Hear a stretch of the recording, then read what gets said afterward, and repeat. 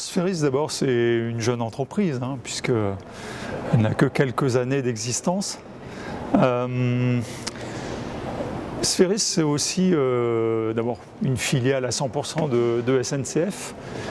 Et donc, ça lui offre déjà un avantage de savoir-faire, puisque le fait d'être adossé à une grande entreprise comme SNCF, ça lui permet d'acquérir des savoir-faire en allant piochant finalement des ressources qui sont formées, qui ont acquis le savoir-faire par leur expérience professionnelle.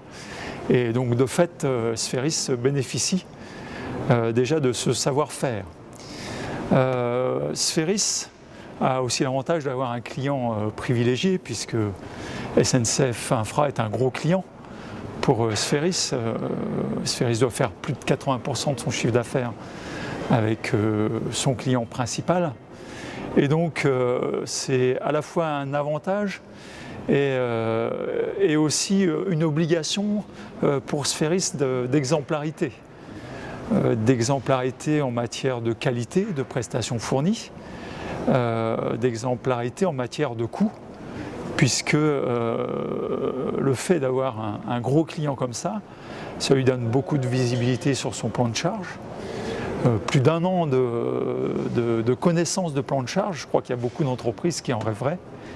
Et donc la contrepartie, c'est voilà, beaucoup de qualité attendue et de maîtrise des coûts.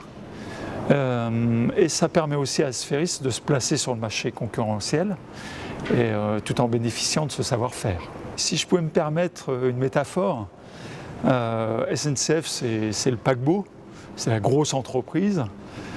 Spheris, ça doit être un peu la vedette, c'est-à-dire le bateau léger mais rapide. Ce qu'on attend de Spheris, et je pense que c'est ses atouts, c'est d'être une petite structure, donc beaucoup d'agilité, de mobilité, de souplesse. Spheris doit être capable d'intervenir là où on en a besoin sur le territoire national, faire face aux pics de charge qu'on peut avoir sur l'ensemble du territoire. Et ça, c'est un des atouts principaux de Spheris par rapport à sa maison mère. On a, dans le cadre de SNCF Réseau demain, à faire face à un formidable plan de charge. Un volume de régénération qui va croître au moins jusqu'à 2020, des projets de développement qu'il va falloir continuer à assurer. Et donc là, on va avoir besoin de Spheris sur son champ d'action et ses compétences actuelles, mais aussi sur des nouvelles compétences dont on souhaiterait qu'elle acquiert. Et je citerai deux exemples. Par exemple, c'est le domaine de la signalisation, domaine sur lequel on a difficulté à faire face à la charge, parce que ce sont des compétences rares. La compétence signalisation nécessite des formations lourdes, et on ne trouve pas aujourd'hui cette compétence dans le champ concurrentiel. Et donc, moi, ce que je souhaiterais, c'est que Spheris se professionnalise dans ce type de métier, et notamment sur ce qu'on appelle les vérifications techniques.